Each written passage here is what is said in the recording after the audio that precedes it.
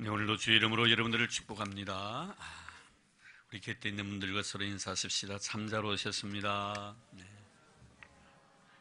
네, 우리는 다 예배자로 하나님 앞에 왔습니다. 다섯 인사 나눌까요? 다 은혜 많이 받으십시다. 다 은혜 많이 받고 돌아가는 이 하루가 되기를 주의 이름으로 축복합니다. 우리 예수님께서 요한복음 5장 17절 말씀에 이렇게 말씀하십니다. 내 아버지께서 이제까지 일하시니 나도 일한다. 아버지께서, 내 아버지께서, 하나님께서 지금까지 일하시니 나도 일한다. 이렇게 말씀하십니다. 그럼 하나님은 일을 하시는데 어떤 방법으로 일을 하실까? 오늘 우리는 우리가 일꾼을 세우는 일을 앞두고 생각해야 될 귀한 말씀을 같이 나누면서 은혜를 나누고자 합니다.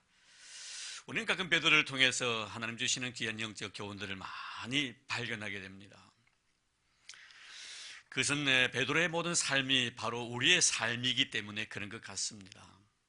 우리의 삶 어떻습니까?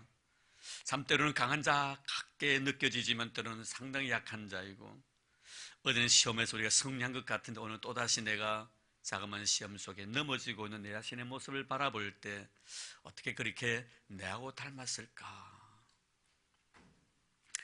제가 언젠가는 제 사랑하는 친구에게 어렸을 적에 돈을 빌린 적이 있습니다. 그때 그렇게 많지는 않을 거예요. 한 500원 정도일 거예요. 고등학교 때였습니다.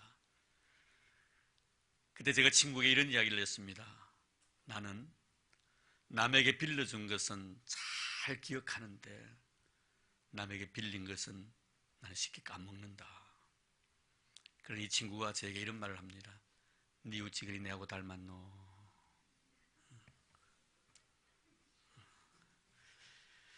내 친구도 안 잊고 니한테 빌려준 걸 꼭 기억하겠다. 제가 갚았냐 안 갚았는지 그걸 모르겠어요. 어쨌든 참 많이 닮았어요. 사람은 살아가면서. 우리가 베드로를 통해서 은혜 입는 것이 바로 그거거든요. 참으로 많이 닮았다. 참 많이 닮았다. 우리가 마태복음 16장 말씀에 보면 가이사랴 빌립보 지방에서 예수님의 제자들에게 이렇게 물으시죠. 너희들은 나에 대해서 누구라고 생각하느냐라고. 이때 베드로가 대답을 합니다. 주는 그리스도시요 살아계신 하나님의 아들이십니다. 정말 이런 신앙의 고백을 들었을 때 참 어찌 보면 신앙인이기 이전에 예수님을 따르는 한 제자로서 남성다움의 기백을 느낄 수가 있습니다. 스승을 위해서 내 자신의 생명도 아까워하지 않냐고 다 바칠 정도의 기백입니다. 또 신앙인의 측면에서 바라보면 대단한 신앙인이에요. 하나님께서 우리를 부르신 목적이 뭡니까? 이 고백 듣고 싶고, 이 고백 듣고 싶었어. 주는 그리스도시요 살아계신 하나님의 아들은 이 신앙 고백 듣고 싶어서 우리를 부르신 것 아닙니까, 여러분? 얼마나 남성다운 기백과 진실한 신앙인의 모습입니까? 근데 그게 그렇게 오직하지 않는다는 거예요. 조금 후에 스음에 걸려들게 되고 사단아 너는 내 뒤로 물러나라고 나를 넘어지게 하는 자라는 책망을 듣습니다. 아직도 수준이 미달되었다는 그런 의미이겠죠. 이러한 베드로의 모습이 바로 우리의 모습이다. 어제는 대단한 신앙인 것처럼 보였는데 오늘은 영은 형편없는 모습으로 나타나기도 한다는 것입니다. 그렇습니다. 우리가 개개인적으로 바라보아도 그런 것 같습니다.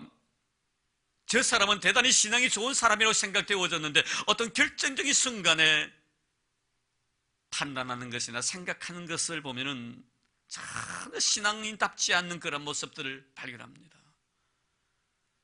또 어떤 사람은 보면요, 살아가는 삶의 모습 보면 전혀 신앙인다움의 모습이 아닌 것 같습니다. 그런데 어떤 결정적인 순간에 그가 결정하는 모습을 바라보면서 정말 신앙인이구나, 진실한 신앙인이었구나 라고 생각하면서 그 사람 앞에 머리를 숙일 때가 있더라 이 말이에요. 이스라엘 초대왕이었던 여러분 사울을 잘 압니다. 그는 평소에 보면 참 신앙인다움의 냄새를 풍깁니다. 누가 바라보아도 신앙인답다라고 생각을 할 정도로 하나님 중심으로 사는 것 같이 보입니다. 그런데 아주 결정적인 순간에는 신앙인이 아니라 비신앙인보다 더 못한 자의 모습으로 나타나는 것을 우리는 성경을 통하여 경험하게 됩니다. 특별히 사무엘상서 13장을 보면 이스라엘과 아말렉과의 전쟁이 벌어집니다. 이때 사울이 이스라엘을 다스릴 2년이 되던 해였지요. 얼마 되지 아니했기 때문에 모든 백성들은 사울 왕에 대해서 굉장한 좋은 감정을 가지고 있었고 대단한 리더십을 가진 나라의 군주라고 생각했었습니다. 그런데 이스라엘은 항상 무슨 일을 하더라도 항상 하나님 앞에 예배가 우선이거든요. 오늘 우리 신앙인들이 깨달아야 될 문제예요. 무슨 일을 하더라도 하나님 앞에 예배가 우선입니다. 밥을 먹든지 사람을 만나든지 어떤 사교 모임에 간다든지 특별히 나라적인 측면에서는 큰 전쟁이 일어나기 전에는 꼭 하나님 앞에 예배를 하고 난 뒤에 전쟁을 치르러 갑니다. 이것이 신앙의 상식으로 되어 있었습니다. 아말렉과의 전쟁이 벌어지는데요, 그날도 예배를 드리고 난 뒤에 전쟁에 참여해야 되겠는데 이 사울이 예배를 집례해야 될 제사장이었던 사무엘이 도착을 하지 아니한다는 이유로 인해서 그가 직접 예배를 집례하게 됩니다. 해서는 안 될 짓을 한 것입니다. 그리고 난 뒤에 조금 후에 사무엘이 도착하고 나니까 사무엘의 눈 속에 이미 제사가 드려진 상태입니다. 그때 사무엘이 사울을 책망을 합니다. 왜 이따위 짓을 했느냐고. 그러자 사울이 이렇게 자기 변명을 하지요. 부득이해서 번제를 드렸습니다. 부득이해서 예배를 드렸습니다. 어쩔 수 없어서 그렇게 했다는 것입니다. 이때 하나님께서는 사울의 이야기를 듣고 사무엘 선지자를 통해서 이렇게 말씀하십니다. 나도 부득이해서 너를 버릴 수밖에 없구나. 나도 어쩔 수 없어서 너를 버릴 수밖에 없구나라고 말씀을 하신 것입니다. 왜 사울이 하나님 앞에 버림을 당합니까, 여러분? 그것은 자신이 부득이하다고 생각되어질 때 그것을 믿음으로 생각하지 않냐고 자신의 결정대로 행동했기 때문에 그랬던 것입니다. 사랑하는 성도 여러분, 우리 주님은 부득이할 때 어떻게 하셨을까요? 마태복음 4장 말씀을 보면 공생애를 시작하실 때 광야에서 40일 동안 금식하십니다. 40일 동안 줄이셨으니 인간의 한계 상황에 이른 것입니다. 이 기회를 사탄은 놓치지 아니하고 주님을 심합니다. 돌을 가지고 떡을 만들라는 것입니다. 주님은 사탄에게 이렇게 말합니다. 사람이 떡으로만 사는 것이 아니라 하나님 입에서 나오는 모든 말씀으로 사는 것이니라. 부득이한 상황 아닙니까, 여러분? 먹지 못해서 지금 죽을 지경입니다. 이런 상황 속에서도 하나님을 의지하는 그 믿음을 보시고 하나님은 일하신다는 것입니다. 이것이 바로 여러분 하나님이 일하시는 방법입니다. 사도 바울은 이런 부득이한 상황, 인간의 한계에 부딪혔을 때 나에게 정말 이런 피할 수 없는 엄청난 시련과 고난 앞에 있을 때 너희들이 정녕 하나님을 의지하는 믿음이 있는가 너희 자신들을 시험해보고 확증하라고 말씀합니다. 사랑하는 성도 여러분, 여러분들에게 부득이한 상황에 부딪혔을 때 여러분은 어떤 결정을 내리십니까? 내가 나서서 그 문제를 해결하려고 합니까? 아니면 주님이 일하실 때까지 기다리십니까? 우리는 오늘 본문 말씀을 통하여 이 문제를 해결하려고 합니다. 예수님에게는 12명의 제자가 있었죠. 베드로와 요한과 야고보와 같이 늘 가실 때마다 곁에 두고 싶어 했던 제자. 그래서 굉장히 가까이 지내셨습니다. 그래서 이들에게 별명까지 지어주기도 하셨습니다.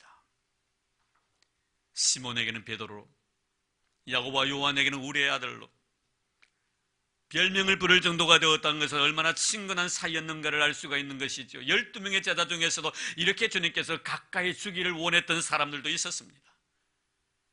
그러나 그 중에는 가룟유다와 같이 주님을 배반한 자도 있었습니다. 하지만 성경의 아주 결정적인 상황에서 다이아몬드와 같은 빛을 발한 그런 제자도 있습니다. 그가 바로 오늘 본문에 등장하는 안드레라는 사람입니다. 주님은 이 안드레를 통해서 어떻게 일을 하고 계시는가 하는 것을 본문을 통해 우리에게 말씀해 주고 있습니다. 이런 자는 일을 하지도 아니하는 것 같은데 자기 자신의 자리를 떠나지 아니하고 말없이 지키면서 조용히 일하는 스타일입니다. 원래 안드레는 세례 요한의 제자였지요. 그러던 어느 날 예수님의 메시지에 감동을 받게 되고, 그리고 주님께서 나를 따르라 하실 때 그물을 버려두고 예수님을 쫓았다라고 성경은 말씀합니다.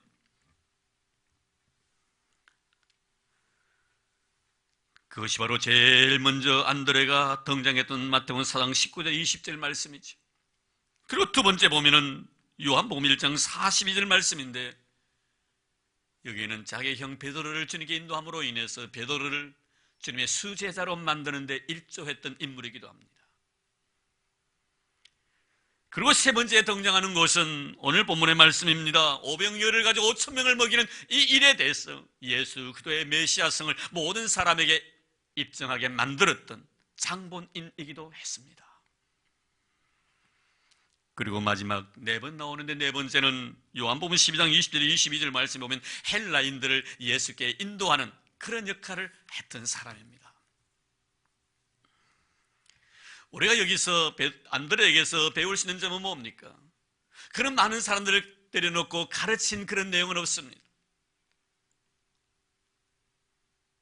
공간복음서에 보면 안드레가 어느 누구에게도, 또 우리가 보면은 사도행전을 보아도 어떤 서신을 보아도 기적을 행했다는 그런 흔적을 발견할 수가 없습니다. 그러나 안드레에게서 배우는 점은 우리가 살아가는 동안 신앙인으로서 어떤 한계적 부득이한 상황이 일어났을 때 그 문제를 가지고 머리 싸매며 괴로워한 것이 아니라 그것을 주님께 가지고 와서 그 문제 해결의 방법을 주 안에서 찾으려고 했다는 사실입니다.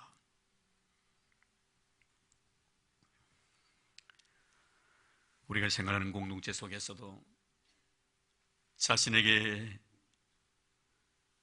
주어진 어떤 어려운 문제가 그 자신을 힘들게 하고 아픔을 주었을 때 그 문제로 인해서 마음고생하고 내가 괴로워하고 있을 때 내 곁에서 그 문제를 해결하기 위하여 자기 자신을 희생할 각오를 하고 끼어드는 스타일, 너를 위해서 내 자신의 모든 것을 버릴 수 있을 정도로 희생적인 마음의 자세를 갖춘 스타일, 그가 바로 안드레 같은 신앙을 가진 자의 모습입니다. 가정학교에서 이런 친구들 있지요. 생리적인 현상에 의해서 학생이 소변이 마려워서 화장실에 가고 싶은데 선생님에게 말할 용기가 나지 않습니다. 그래서 배를 움켜잡고 막 고통스러워하면서 나중에는 말을 못해 눈물 툭툭 흘립니다. 그리고 옆에 있는 짝이 손을 탁 들고, 선생님, 내 친구 지금요 소변이 말아가지고요 지금요 오줌보가 터질 지경인데 선생님 화장실 좀 보내주세요. 가야 될 애는 이야기하지 않고 옆에 있는 친구가 대신에 대변자가 돼줘가지고 그 아픔을 해결해주는 그런 친구들 있지 않습니까? 그 자가 바로 오늘 말씀에 있는 이 안드레라는 사람이에요. 우리 신앙생활 그런 거 많이 느낍니다. 어떤 고민의 문제를 가지고 이 고민의 문제를 가령 들어서 목사님이 가가지고 좀 이야기를 하고 신앙적으로 정말 상담을 받고 싶은데 갈 용기가 나지 않아요. 다른 친구가 가서 저에게 이야기합니다. 목사님, 오늘 집사님 너무 힘들어요. 만나주세요. 이런 분이 바로 여러분 안드레 같은 신앙이에요. 나는 내 힘으로 그 문제를 해결하지 못했을 때 그를 위해서 내가 희생적인 각오를 가지고 문제 해결을 위해서 뛰어드는 사람. 자, 그러면 우리는 이 안드레를 통하여 주님은 어떻게 사시는가를 보려고 합니다. 6월절 임박했습니다. 많은 무리들이 예수님을 만나기 위해서 예수님께서 계신 광야까지 옵니다. 주님 주신 말씀에 심취한 나머지 밥 먹을 시간까지 놓쳐버린 이 무리들, 남자 장정만 해도 5,000명의 사람입니다. 20세에서 60세까지 엄청난 사람입니다. 학자들은 대략 2만 명을 추산합니다. 주님은 이 문제를 제자들을 통해서 시험해보고 싶었습니다. 그래서 빌립에게 너희들이 먹을 것을 주어라. 제자들에게 말씀하시고 나서 빌립에게 말합니다. 5절 6절 말씀 보겠습니다. 예수께 눈을 들어 큰 무리가 자기에게로 오는 것을 보시고 빌립에게 이르시되 우리가 어디서 떡을 사서 이 사람들을 먹이겠느냐 하시니 이렇게 말씀하시면 신이 어떻게 하실지를 아시고 빌립을 시험하고자 하심이라. 이 문제를 주님께서 제출했을 때 컴퓨터의 머리를 자랑하던 빌립의 머리는 이미 가격이 딱 정해져 있었습니다.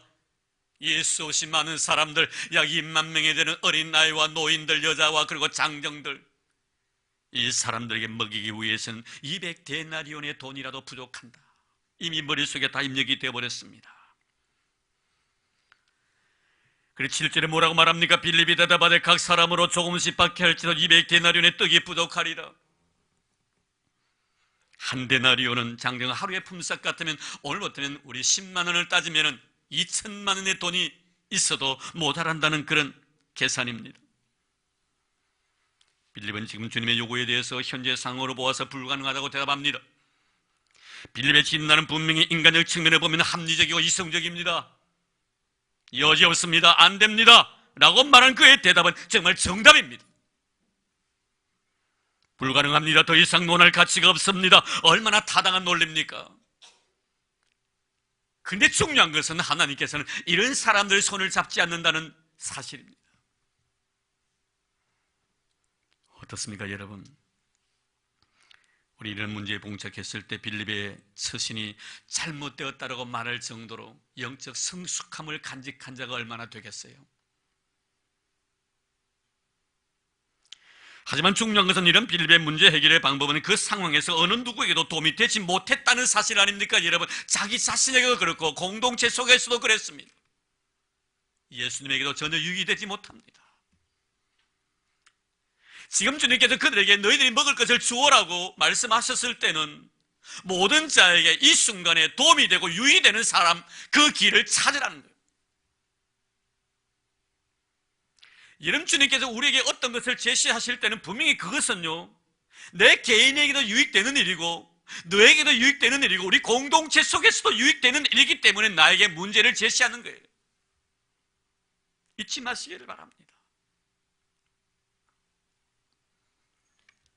근데 여러분, 이런 주님의 요구에 대해서 정말 주님이 원하셨던 사람은 빌립이 아니라 이 안드레입니다. 안드레가 등장을 합니다. 정말 어떻게 보면 이 안드레는 정말 대책 없는 사람이에요. 5천 명을 앞에 두고 보리떡 5개와 물고기 2마리를 가지고 옵니다. 이거 어떡하라는 거예요? 차라리 어린아이에 돌려주면 그 어린아이라도 배불리 먹을 수 있을 것인데 말입니다. 몰라도 이렇게 모를 수 있습니까? 아무리 머리가 안 돌아가도 이렇게 멍청할 수 있나 이 말입니다. 5천 명 앞에서 보리떡 5개와 물고기 2마리를 가지고 와서 어떻게 하겠다는 거예요? 근데 여러분, 여기서 반전이 일어나는 거예요. 따라서 신앙은 반전이다. 여러분, 우리 하나님은요, 뒤집기의 명수예요. 할렐루야. 여러분, 실험 가운데요 가장 매력적인 게 뭡니까? 뒤집기예요. 상대방이 넘어갈 것 같은데요, 그 힘을 이용해가지고 자기를 공격하는 사람을 무너뜨리는. 따라합시다. 하나님은 뒤집기의 명수이시다. 할렐루야. 내가 힘들고 어려울 때 하나님께서는 그것을 통해서 역사하시는 하나님. 여기서 우리는 신앙이 무엇인가를 안드레의 삶을 통하여 배우게 됩니다. 단도직입적으로 말씀을 드린다면 하나님은 어떤 자와 손잡고 일하시는가 하면 대책 없는 자와 손잡고 일하시는 분이 우리 하나님이십니다. 대책 없다고 표현을 했지만 대책 없다는 것은 그만큼 모든 일을 이성으로 행하는 것이 아니라 합리적으로 행하는 것이 아니라 어찌 보면 비합리적이고 이성을 초월해버린 믿음으로 행하는 것을 대책 없는 짓이라고 성경은 말씀합니다. 지금 안드레는 말씀하신 분이 누굽니까? 안드레는 지금 나에게, 우리에게, 우리 공동체, 이 많은 사람들 앞에서 말씀하시는 분이 누구인가를 생각하고 있습니다. 빌립의 눈 속에는 5천 명이 보였지만 안드레의 눈 속에는 5천 명 그 넘어 주님을 보고 계셨다는 사실입니다. 할렐루야. 그러기에 빌립의 눈과 안드레의 눈이 다른 거예요. 빌립의 눈 속에서는 5,000명이 보였지만 안드레의 눈 속에서는 5,000명 그 너머에 역사하고 계시는 하나님을 보는 신령한 눈을 가졌다는 사실입니다. 여러분, 성경을 보십시오. 하나님께서 손잡고 일하신 분들은 다 대책 없는 사람들입니다. 아브라함 보십시오. 참 대책 없습니다. 아들 바치라고 하니까요, 그저 끌고 갑니다. 아들 목에 칼을 집어들려고 합니다. 죽이려고 합니다. 참 대책 없는 아버지예요. 왜 이러십니까? 라고 아마 했을 거예요. 대책 없는 아버지의 모습입니다. 다윗은 또 어떠합니까? 수천 수만 명의 사람들로 벌벌 떨고 있는 골리앗 앞에서 나무 막대기 하나 딱 들고 섭니다. 대책 없습니다, 여러분. 사무엘상서 7장을 보십시오. 사무엘은 또 어떠합니까, 여러분? 블레셋 군대가 이스라엘을 치겠다고 벌떼같이 미스바를 향해 칼과 창으로 무장하고 달려들고 오는데 이 사무엘이 이스라엘 백성들에게 요구했던 것이 뭡니까? 자, 우리 싸울 준비합시다 이랬습니까, 여러분? 우리 다 하나님 앞에 예배드리십시오. 참 대책 없어요. 참 대책 없는 사람. 그러나 하나님은 이런 사람들의 손을 잡고 역사하시는 하나님이심을 믿으시기를 주의 이름으로 축원합니다. 대책 없던 아브라함을 통하여 여호와의 일에 복을 주셨습니다. 대책 없었던 다윗의 손길을 통하여 골리앗을 무너뜨리게 만들고 이스라엘로 하여금 승리케 만드신 우리 하나님 아버지심을 믿으시기를 주의 이름으로 축복합니다.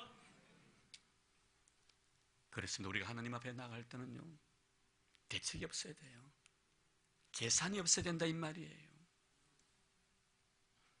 나에게 계획이 없어야 됩니다. 내 계획을 가지고 하나님 앞에 나가면 뭐라 하십니까? 네 생각대로 해. 네 계획대로 해. 내가 무슨 필요 있니? 네가 다 계획 세워놨는데. 우리는 하나님 앞에 갈 때 무계획으로 가야 합니다. 대책을 세우면 안 됩니다. 계산을 하면 안 됩니다. 그래야만이 하나님께 하늘의 지혜를 주십니다.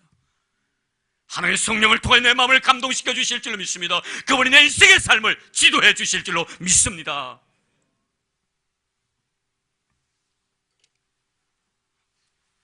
빌립 입에서는 7절에 계속해서 조금이라는 단어가 나오고 부족하다는 말이 계속 나옵니다. 조금이란 말과 부족하다는 말은 뭡니까? 계산을 하고 있다는 이런 의미가 아니겠습니까, 여러분? 그러나 안드레의 입에서는 조금이라는 단어가 전혀 나오지 않습니다. 부족하다는 말도 없습니다. 계획을 세우지 아니했다는 것이며 그저 대책 없이 주님께 나아갔던 안드레의 신앙을 여기서 발견하게 됩니다. 주님은 빌립의 센스를 보시고 칭찬하신 것도 아닙니다. 너는 대단히 지혜롭구나 라고 말씀하지 않았습니다. 안드레의 대책 없는 행동을 보시고 주님은 그것을 믿음으로 간주하셨고 안드레의 손을 잡으시고 일하셨던 우리 주님이십니다. 대책 없었던 안드레를 통하여 어떻게 그럼 역사하셨는가? 11절 보겠습니다. 예수의 떡을 가져 축사하신 후에 앉아있는 자들에게 나눠주시고 물고기도 그렇게 그들에게 원대로 주시니라. 원대로 주시니라.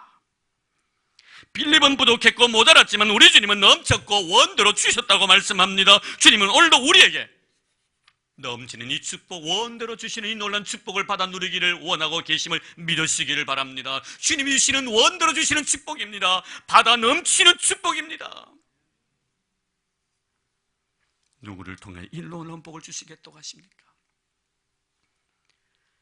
안드레처럼 주님이 우리에게 요구하셨다면 우리가 할 수 없는 것이 아니면 만약 그것이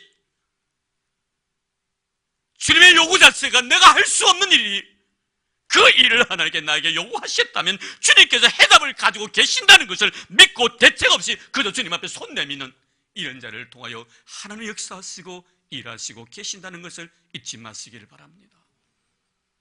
오늘도 여러분, 하나님은 우리 교회를 위해서 일하십니다. 여러분을 위해서 일하고 계십니다. 여러분의 가정을 위해서 일하고 계십니다. 누구를 통해서 일하시는 줄 아십니까? 우리 교회에 대책 없이 하나님 앞에 나가서 손 내미는 자를 통하여 일하고 계신 우리 하나님 아버지십니다. 여러분의 가정이 살아날 수 있는 것도 그렇습니다. 내 가정을 지키시고 내 가정을 돌보시고 내 자녀를 축복해 주신 이 축복의 비결과 돌보심의 은혜는 대책 없이 주님 앞에 무릎 꿇고 기도하는 그들을 인해서 하나님은 일을 이루어 나가신다는 것을 기억하시기를 바랍니다. 우린 빌립처럼 머리로 하나님 앞에 나가는 자가 되어서 안 됩니다. 가슴으로 나가야 합니다. 우린 빌립처럼 이성적인 판단 속에 주님 앞에 나가서 어떤 이야기를 하려고 하지 마십시오. 대책 없이 계획 없이 나는 아무것도 모릅니다. 나는 할 수 없습니다. 나는 아무런 계획을 가지고 있지 않습니다. 주님께서 모든 것을 책임져 주십시오. 이런 자의 손을 붙들고 일하시는 하나님, 그런 교회 되기를 주의 이름으로 축복합니다. 그런 성도 되기를 주의 이름으로 축복합니다. 이번에 직분을 받을 자들, 그런 마음을 가지고 직분에 임하는 여러분 되기를 주의 이름으로 축원합니다. 이제 오병이어를 통해 주시는 영적 의미를 생각해 보려고 합니다. 오병이어, 가치로 따지면 별로입니다. 당시 극빈한 자들의 한 끼 식사 양이었으니까요. 이보다 끝없고 가치도 없는 이것을 어린아이가 우리 주님께 바쳤다는 것입니다. 근데 문제는 이것을 가지고 주님께서는 5,000명을 먹이시고도 12광주나 남게 하셨다는 사실 아닙니까? 여기서 영적 교훈이 뭡니까? 아무리 상대방이 판단할 때 가치 없는 것이라 할지라도 하나님이 바라보실 때 그것을 주님께 바쳤을 때 그것을 귀하게 보신다. 할렐루야. 내가 바라볼 때는 아무 가치 없는 것이라 할지라도 그것을 내가 주님 앞에 드렸을 때 주님은 그것을 너무나 귀하게 보신다는 것입니다. 과부의 둘렙돈을 보십시오. 여러분, 상대적인 비교 속에서 보면 너무나 보잘것없는 물질입니다. 주님은 말씀하신다. 네 모두를 바쳤느니라. 작지만 그 작은 것을 소중히 여기시는 우리 주님이십니다. 거기에는 주님을 신뢰하는 믿음이 있기 때문입니다. 무엇이 이들로 하여금 주님을 신뢰하게 만들었던가? 안드레는 왜 주님을 신뢰했던가? 그것은 바로 작은 것, 부족한 것, 5,000명 앞에서의 오병이어 때문이었습니다. 5,000명 앞에서의 오병이어였기에 이것이 바로 주님을 신뢰하게 만들었다는 것입니다. 고린도후서 1장 8절 이하에 보면 바울은 복음사의 현장에서 하나님을 신뢰할 수밖에 없었던 상황을 자세하게 설명해 줍니다.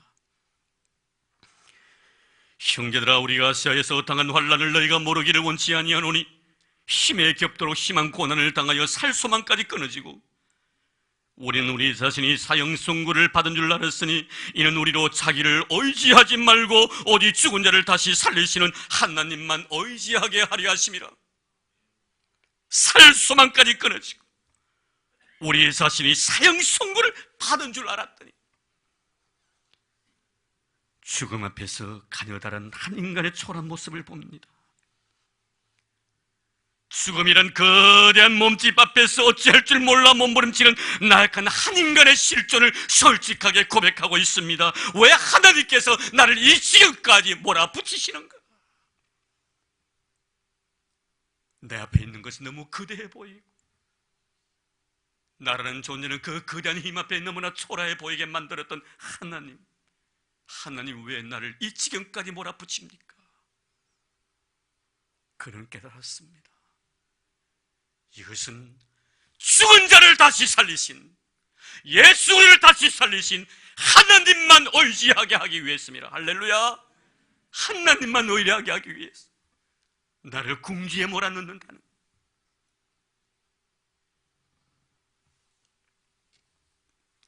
나의 약함이 강하신 주님을 의지하게 하는 것입니다. 5,000명 앞에서의 오병이어가 주님을 의지하게 만든 원인을 제공한 것입니다. 결국 오병이어는 5,000명을 부끄럽게 하고 남음이 있었습니다. 아니, 안드레의 주님을 향한 자그마한 믿음이 빌립의 거대한 세상적인 지식과 상식을 무너뜨리게 만들었고 그를 부끄럽게 만들었던 것입니다. 그래서 바울은 주님께서 일하시는 방법을 이렇게 설명합니다. 고린도서 1장 26절 이하에 보면 형제들아, 너희를 부르심을 보라. 육체를 따라 지혜로운 자가 많지 아니하며 능한 자가 많지 아니하며 문물 좋은 자가 많지 아니오도다. 그러나 하나님께서 세상에 미련한 것들을 택하사 지혜 있는 자를 부끄럽게 하려 하시고 세상에 약한 것들을 택하사 강한 것들을 부끄럽게 하려 하시며 하나님께서 세상에 천한 것들과 멸시받는 것들과 없는 것들을 택하사 있는 것들을 폐하려 하시나니 이는 아무 육체도 하나님 앞에서 자랑하지 못하게 하려 하심이라. 참 가슴 뭉클합니다. 가슴 찡하게 만듭니다. 여기에 은혜가 있는 것 아니겠습니까, 여러분? 이 말씀 앞에서 예배드릴 사람이 이곳에 누가 있겠습니까? 여기 계시는 사는 성도 여러분, 하나님께서 나의 부족함을 낯서기에 택해 주셨고 나의 나약함을 알기에 불러주셨고 못함을 알기에 사명을 맡겨주신 것을 믿습니다. 분명히 내가 부족하기 때문에, 내가 나약하기 때문에, 내가 모자람이 많기 때문에 하나님께서 나에게 이 격 아름다운 직분을 주시고 귀한 사명 주시고 소중한 은사들을 나에게 주신 것입니다. 바울은 말합니다. 내가 잘나서 강해진 것이 아니라고, 내가 똑똑하고 지혜로워서 강해진 것이 아니라고, 나의 강함이 있다면 나의 약함 속에 나타난 하나님의 강함이 나의 강함일지라. 그래서 나는 하나님 앞에 고백하고 싶다는 것입니다. 내가 약할 때 곧 강함이라고, 하나님 앞에서 어느 육체라도 자랑할 것이 없게 하기 위하여 나의 나약함에 불구하고 나를 불러주시고 나의 어리석음에 불구하고 나에게 은혜를 베풀어 주셨다. 아무 육체라도 자랑할 것이 없게 하기 위해서.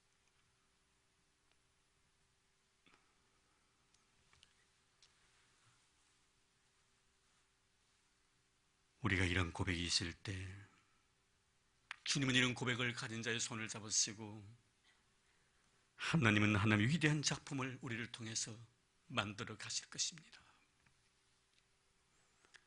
그리고 모든 날 우리를 통하여 하나님의 위대한 작품이 완성되고 난 뒤에 우리 곁에 다가오셔서 우리의 머리를 쓰다듬으시면서 위로해 주시면서 우리 머리 위에 의의 밀관을 씌워 주실 때 우리 잊지 말고 고백해야 될 신앙의 고백서를 우리는 마음에 간직해야 합니다. 주님이 말씀해 주신 무익한 종에 대한 비유의 말씀 말입니다. 주여, 무익한 종이오니 마땅히 행할 것을 행했을 뿐입니다.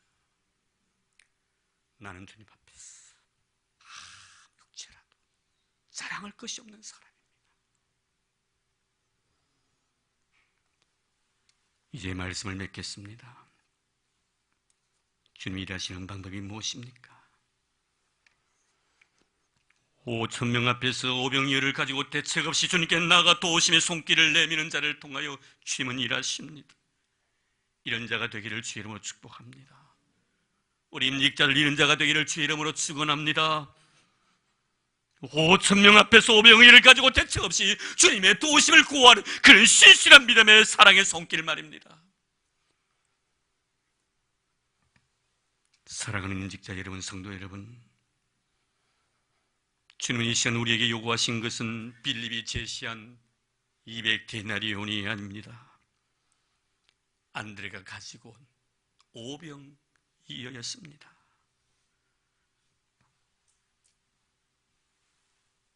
오병이어로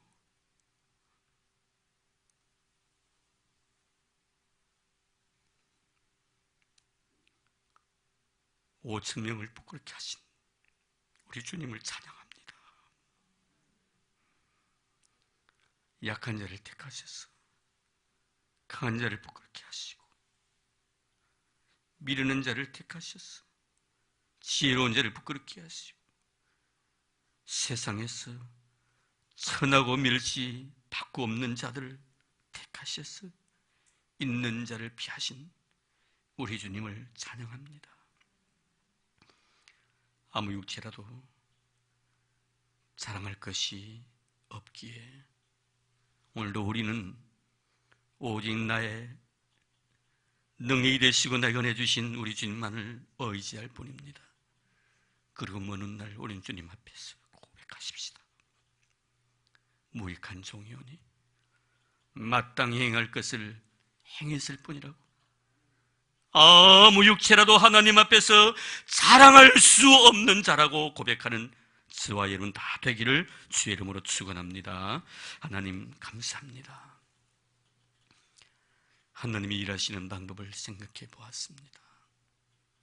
하나님은 5,000명 앞에서 오병이어를 가지고 대책 없이 주님 앞에 손 내밀었던 안드레와 함께 일하셨습니다. 주님, 5,000명 앞에서 오병이어가 나이기를 원합니다. 우리의 부족한, 우리의 연약함과 우리 나약함에도 불구하고 불러주시고 세상의 지혜로운 자를, 세상의 똑똑한 자를, 세상의 가진 자를 부끄럽게 하신 우리 하나님을 찬양합니다. 아무 육체라도 자랑할 것이 없게 하기 위하여 나약한 우리를 부르신 우리 주님, 우리 먼 훗날 주님 앞에 서는 그날 무익한 종이었노라고 마땅히 행할 것을 행했을 뿐이라고 겸손하게 말할 수 있는 신실한 믿음의 사람들이 되도록 축복하옵소서. 주님 손잡고 싶습니다. 주님 내 손 붙들어 주시고 우리와 함께 일해 주시옵소서. 이제 헌금을 위해 기도드립니다. 주님, 귀한 예물 믿음으로 드립니다. 받은 번 내가 너무나 고마워서 감격 어린 마음으로 내 자신의 신앙 고백과 함께 귀한 예물을 드리오니 이 예물을 주님 기뻐 흠양하여 주시옵소서. 10의 1조를 구별하여 드립니다. 생활 속에 감사함이 너무 고마워서 아름다운 예물 믿음으로 바칩니다. 선교사님의 선교 사역을 위하여, 작은 자를 위하여 선교 예물도 바칩니다. 또 그 노인들의 삶을 위하여 미랄의 흥문도 주님 앞에 아낌없이 쏟아붓습니다. 주님 건축 헌금도 믿음으로 드렸습니다. 주님 일천번제도 주님 앞에 드리옵니다. 아름다운 마음으로 꽃으로 주 앞에 수놓았습니다. 이들을 기억하소서. 복을 내려 주시옵소서.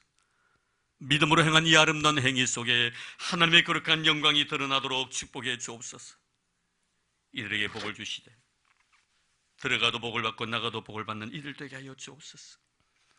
이들의 떡반죽 그릇이 복이 되게 하소서. 이들의 후손들이 강성해지게 하시고 가정가정마다 사업마다 부여와 재물이 떠나지 아니하도록 두 손 들어 축복해 주시옵소서. 만복의 근원 되신 예수님 이름으로 감사하며 기도드리옵나이다. 아멘.